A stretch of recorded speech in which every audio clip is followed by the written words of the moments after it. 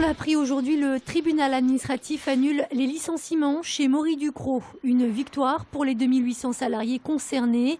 Dans le Rhône, l'agence de Vénissieux avait notamment dû fermer ses portes. Une décision qui rend surtout possible des actions désormais au prud'homme afin d'obtenir des dommages et intérêts.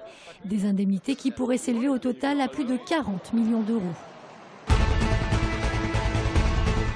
Quincieux vient d'intégrer le Grand Lyon. Cette commune qui s'étend sur 1800 hectares compte 3200 habitants qui vont constater maintenant quelques changements.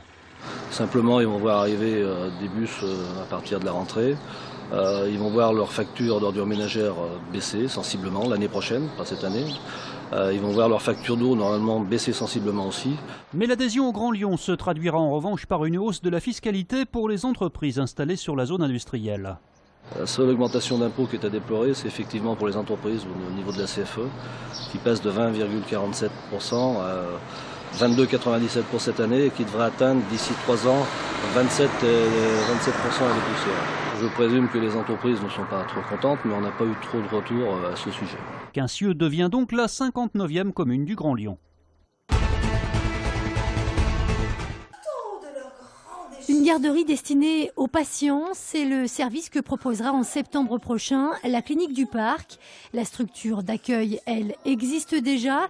Il s'agit de la crèche Babylou, située seulement à quelques mètres de l'établissement. Les parents vont pouvoir arriver avec leur enfant, faire une adaptation le matin avant de déposer leur enfant à la crèche et laisser leur enfant sur une demi-journée ou une journée, suivant leurs besoins.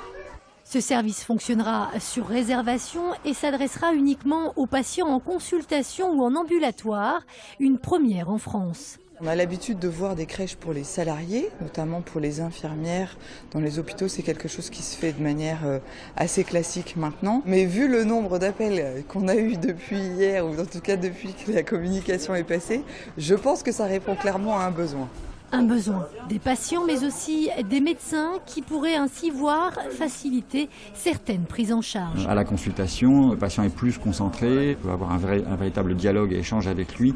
S'il s'occupe de ses enfants parce que l'enfant est petit, parce qu'il se met à pleurer, s'il est tout petit, etc., effectivement, c'est plus compliqué. Donc ça va probablement améliorer la qualité de la consultation et au-delà, je dirais même, du dialogue avec le patient. Notez que seuls les enfants âgés de 18 mois à 4 ans pourront être accueillis. Quant au prix, il a été fixé à 9,20 € la demi-journée.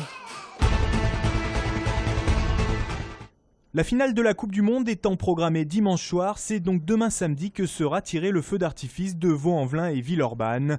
Depuis 3 ans maintenant, les deux villes mutualisent leurs moyens. Le budget est cette année de 120 000 € et le feu sera une nouvelle fois tiré depuis l'hippodrome. L'avantage de ce site, c'est qu'on peut tout à fait le sécuriser et donc les personnes qui viennent ici peuvent assister à un réel spectacle dans des conditions optimales de tranquillité, de sécurité.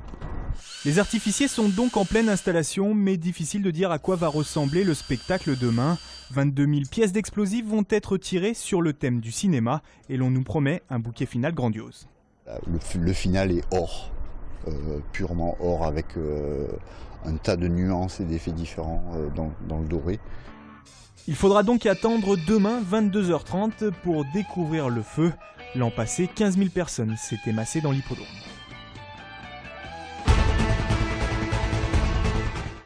Six journées d'entraînement en une semaine. À 20 jours de son premier match officiel, l'OL est clairement entré dans le vif du sujet. Reste qu'à cette période, c'est surtout le mercato qui est dans les esprits. Et la piste la plus sérieuse reste celle du défenseur valenciennois Lindsay Rose. Il n'y a encore rien de fait, c'est des bruits un peu de couloir, mais c'est un joueur, lorsque j'étais à Reims, je le suivais, c'est un international espoir et c'est un joueur de qualité. Qui est surtout un joueur de devenir. Oui. Côté départ, Hubert Fournier voulait que Maxime Gonalon reste, c'est fait. L'entraîneur lyonnais ne cache pas qu'il souhaiterait la même chose pour Alexandre Lacazette. Mais la situation financière de l'OL est ce qu'elle est. Et pour acheter, Lyon va devoir se séparer de l'une de ses pépites. A priori, c'est Clément Grenier qui dispose d'un bon de sortie. S'il a une possibilité, un club européen de grande envergure qui souhaite l'acquérir et que le club, bien sûr, aussi défende ses intérêts dans cette affaire-là, on le laissera partir. Côté terrain, le match du 3e tour préliminaire d'Europa League se jouera le 31 juillet. Pour l'OL, le championnat reprendra le 10 août.